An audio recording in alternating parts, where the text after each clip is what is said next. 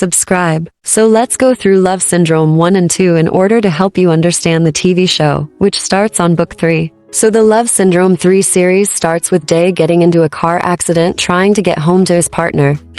Okay, although this information doesn't really matter in this story, Love Syndrome is set in the same universe as Unforgotten Night, and although the actors aren't the same, some of the characters from Unforgotten Night are also in Love Syndrome the series. Trigger warning. These books contain sexual content, abuse and other triggering content. Viewer discretion is advised.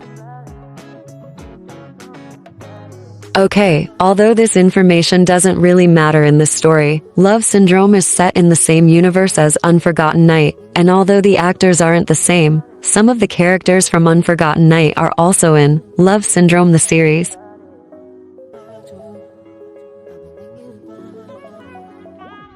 So the novel opens with Night, Dae's younger brother, going to stay at his friend Gus's house for tutoring. Gus is Gear's younger brother. Whilst there, Gear takes advantage of Night. He recorded the assault, all over a bet he made to his friend Brick or it. The mastermind was Brick. To make it even more abhorrent, Brick is the one who recorded the incident and helped deceive Night. After the occurrence, Night cried to his brother Dae, and they decided to plot a plan of revenge. They didn't know Brick was the mastermind until Dae eavesdropped and overheard Brick and Gulf talking. The revenge plan was that Night would get back at Gear, and after hearing about Brick's role in the incident, Dae secretly conjures his own revenge on one of the perpetrators, Brick. He crashes into his car and asks security to call the owner of the vehicle. It is called out and Dae says he left his wallet at his condo, and Brick should accompany him to get his wallet, since how else would he guarantee that Dae would come back? So sizing him up, and seeing that they seem similar in build, Brick gets in Dae's car and leaves. It is implied that Brick is from a wealthy family, and spoiled, whilst Dae, although wealthy to now, from owning a salon and investing, had a harder upbringing. Brick is an engineering student, whilst Dae is older and not in school. Dae owns a house and rents an apartment.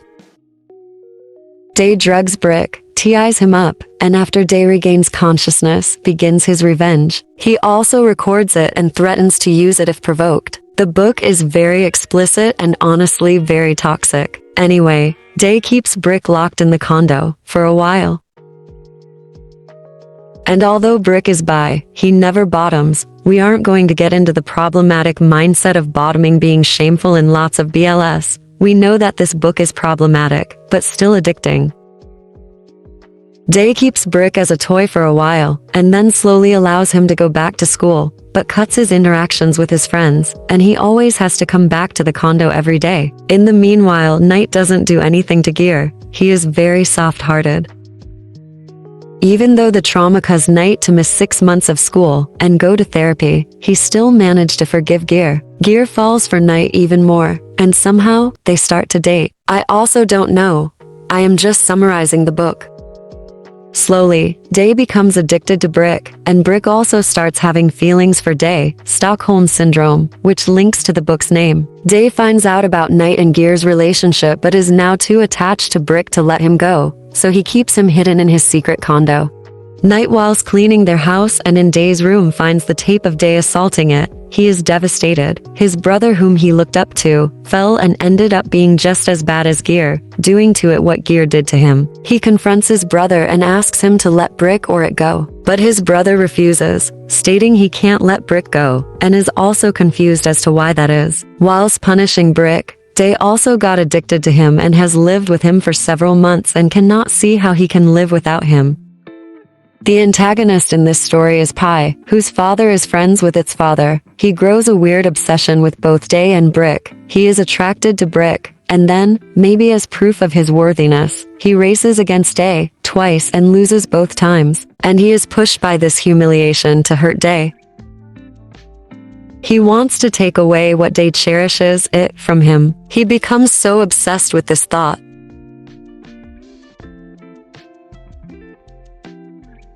The book has a side romance between Neil and Nick. Neil is Dae's best friend, and Nick is a friend of it. I like this story. Nick has an abusive family and sleeps around as a way to not stay at home, and he finds Neil very attractive and would want someone to love him, and not just his body. But Neil has a crush on Innocent Knight, his best friend's little brother, and could never see Nick as someone he could love and slut-shames him. However, Nick isn't deterred, he likes Neil. Unsurprisingly for this book, Neil forces himself onto Nick. Nick cries and is so saddened that no one can ever love him. They all use his body, and then shame him for it. He disappears and Neil is haunted by what he did and searches for Nick, and realizes that he loves Nick. Once Neil finds Nick, he confesses and apologizes and promises to always love Nick and to being his safe place. Nick forgives Neil and they start dating. In the series they have been a couple for years. Okay, let's get back to the main story. Brick, Orit, and Day.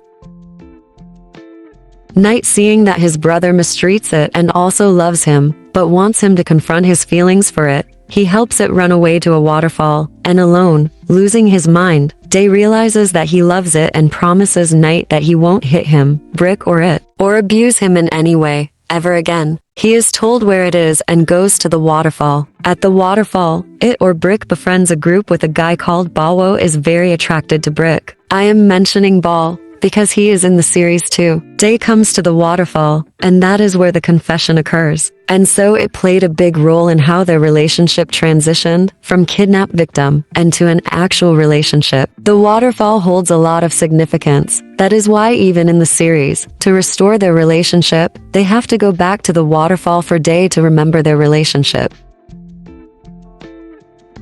In the last bit of the novel, the crazy antagonist obsessed Pi comes into the picture and tricks Day and it into going to an abandoned warehouse, and things get out of control and Pi shoots at Day, and it takes the bullet for Day. And then Day takes the final bullet, covering it. They are saved by Nick, who calls its father. He comes over with Pi's dad, and they solve the issue. Pi is sent abroad and told to never return by his father. Its father knows about Day because Pi anonymously sent him pictures of Day and it kissing, and he doesn't approve. Day is a play on how Day and its father have similar immovable personalities. However, after the shooting incident, its father propositions Day to cut contact with his son for several months and work on one of his car mechanic stores in a different region and increase his profit by 50%. Day has to meet these requirements in order to date his son. Whilst it is still in the hospital, Day leaves, and Brick is devastated and gives up on searching for Day and just becomes depressed. His parents, seeing him not getting back to his usual self even after a long time, are moved. They have to be supportive of the relationship between Day and it, as they would lose their son otherwise. Day comes back after succeeding Nat impressing its father, and reunites with it. Their relation dynamic has changed and now it holds the control, knowing that Day would never leave. This is where book 1 ends, with them living happily ever after. Psych.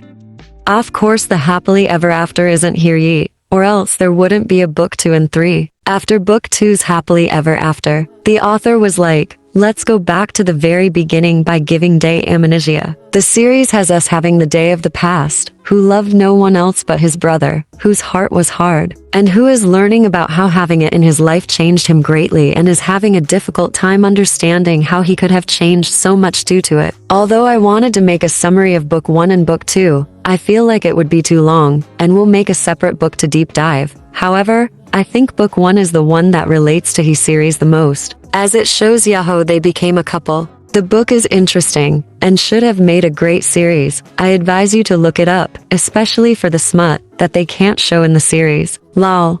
Anyway, I hope you found this helpful in understanding the series a little bit more. Please like and subscribe for more content.